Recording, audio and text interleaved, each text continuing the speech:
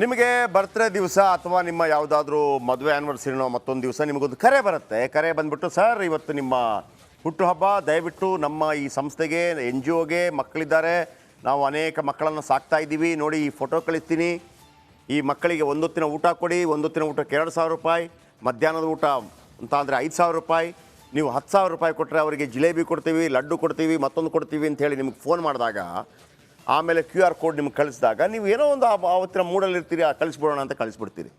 ನಿಮ್ಮ ಈ ಒಳ್ಳೆತನವನ್ನು ಹಾಳು ಮಾಡುವಂಥ ಕೆಲವು ಸಂಸ್ಥೆಗಳು, ಹಾಗಂತ ಎಲ್ಲ ಎನ್ ಜಿ ಒಗಳ ಬಗ್ಗೆ ನಾನು ಹೇಳ್ತಾ ಇಲ್ಲ ಸರ್. ಕೆಲವು ಎನ್ ಜಿ ಒಗಳು ಭಾಳ ಅತ್ಯದ್ಭುತವಾದ ಕೆಲಸಗಳನ್ನು ಮಾಡುತ್ತೆ. ಆದರೆ ಇಂಥ ಕಳ್ಳಕಾಕರು ಎಲ್ಲ ಸಂದರ್ಭದಲ್ಲೂ ಇರ್ತಾರೆ, ಇಲ್ಲ ಅಂತಲ್ಲ, ಆಯಿತಾ. ರಾಮರಾಜ್ಯದಲ್ಲೂ ಇರ್ತಾರೆ, ಈ ಹಿಂದೆ ರಾಮ ಇದ್ದ ಆ ಸಂದರ್ಭದಲ್ಲೂ ಇರ್ತಾರೆ. ಆದರೆ ಅದಕ್ಕೊಂದು ವ್ಯವಸ್ಥೆ ಮಾಡಿರ್ತೀವಲ್ವ, ಕಳ್ಳಕಾಕರನ್ನು ಬಡಿದಿಚ್ಚು ಎಬ್ಬಿಸುವಂಥದ್ದು. ನಾವು ಸ್ಟೋರಿ ತೋರಿಸಿದ ನಂತರ ಅಲ್ಲ ಪೊಲೀಸರು ಹೋಗಬೇಕಾಗಿರುವಂಥದ್ದು. ಒಂದು ಟಾಸ್ಕ್ ಫೋರ್ಸ್ ಇದರ ಬಗ್ಗೆ ಆಲೋಚನೆ ಮಾಡಬೇಕು. ಒಬ್ಬರು ಹೇಳಿದರು, ಈ ಬಸ್ ಸ್ಟ್ಯಾಂಡಲ್ಲಿ ಅಥವಾ ಟ್ರಾಫಿಕ್ಕಲ್ಲಿ ಆ ಪುಟ್ಟ ಮಕ್ಕಳನ್ನು ಯಾವುದೋ ಒಂದು ಔಷಧಿ ಕೊಟ್ಟು ಮಲಗಿಸ್ಬಿಟ್ಟು ಮನೆಯಲ್ಲಿ ಮಲಗಲ್ಲ ರೀ ಮಕ್ಕಳು ಆ ಥರ ಆರಾಮಾಗಿ, ಅದು ಹೆಂಗೆ ರೋಡ್ ಸೈಡಲ್ಲಿ ಮಲಗಿಬಿಡ್ತವೆ? ಏನು ಮಾಫಿಯಾ, ಅದನ್ನು ಪೊಲೀಸರಿಗೆ ಪತ್ತೆ ಹಚ್ಚೋಕ್ಕಾಗಲ್ವಾ? ನಿಮಗೊಂದು ವಿಷಯ ಹೇಳ್ತೀನಿ. 80ರ ದಶಕದಲ್ಲಿ ಕರ್ನಾಟಕದಲ್ಲಿ ಯಾವಾಗ ಈ ದಾದಾಗಿರಿಗಳು ಅಂದರೆ ರೌಡಿಸಮ್ ಜಾಸ್ತಿ ಆಯಿತೋ, ವಿಪರೀತ ರೌಡಿಸಮ್, ಅಲ್ಲಲ್ಲಿ ಹೊಡೆತ, ಆಮೇಲೆ ಅತ್ಯಾಚಾರಗಳು ವಿಪರೀತ ಆದಾಗ ವಿಧಾನಸಭೆಯಲ್ಲಿ ಒಂದು ನಿರ್ಧಾರ ಕೈಗೊಳ್ತಾರೆ. ಏನಂತಂದರೆ, ವೆರಿ ಫಸ್ಟ್ ಟೈಮ್ ಕರ್ನಾಟಕದಲ್ಲಿ ಎನ್ಕೌಂಟರ್ ಮಾಡೋದು. ಎನ್ಕೌಂಟರ್ ನೋಡಿ, ಈಗ ಆ ಒರಿಜಿನಲ್ ಆಗಿರುವಂತಹ ಎನ್ ಜಿ ಒ ಕೋಮಸಂದ್ರ ಆಶ್ರಮಕ್ಕೆ ಹೋಗ್ತಾ ಇದ್ದಾರೆ. ಕೋಮಸಂದ್ರ ಆಶ್ರಮದ ಹೆಸರು ಹೇಳ್ಕೊಂಡು ಉಳಿದವರು ಮಾಡ್ತಾ ಇರೋದು ನೋಡಿ. ಪೊಲೀಸರಲ್ಲಿ ಹೋಗಿದ್ದಾರೆ. ಈಗ ಹೇಗೆ ಅಂತಂದರೆ, ನಿಮಗೊಂದು ಉದಾಹರಣೆ ಹೇಳ್ತಾ ಇರೋದು. ಒಂದು ದೇವಸ್ಥಾನಕ್ಕೆ ಕೆಲವರು ಏನು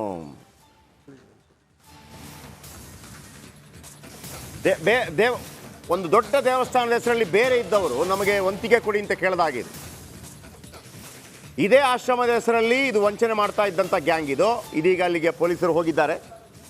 ಅಂದರೆ ನೋಡಿ, ಇಲ್ಲಿರುವ ಮಕ್ಕಳ ಫೋಟೋಗಳನ್ನು ಮತ್ತೊಬ್ಬರು ತಗೊಂಡು ಆ ಫೋಟೋಗಳನ್ನು ಯಾರ್ಯಾರಿಗೂ ಕಳುಹಿಸಿ ದುಡ್ಡು ಮಾಡ್ತಾ ಇದ್ದಾರೆ. ತಿಂಗಳಿಗೆ 50 ಲಕ್ಷ, ತಿಂಗಳಿಗೆ 50 ಲಕ್ಷ.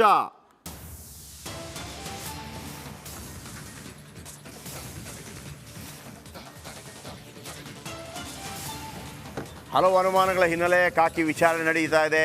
ಕೋಮಸಂದ್ರಾಶ್ರಮ ತಲುಪಿರುವಂಥ ಪೊಲೀಸರು ವರದಿ ಮಾಡಿದ 20 ನಿಮಿಷದಲ್ಲೇ ದಾಳಿಯಾಗಿದೆ. ಇದು ಅತಿ ದೊಡ್ಡ ಇಂಪ್ಯಾಕ್ಟ್.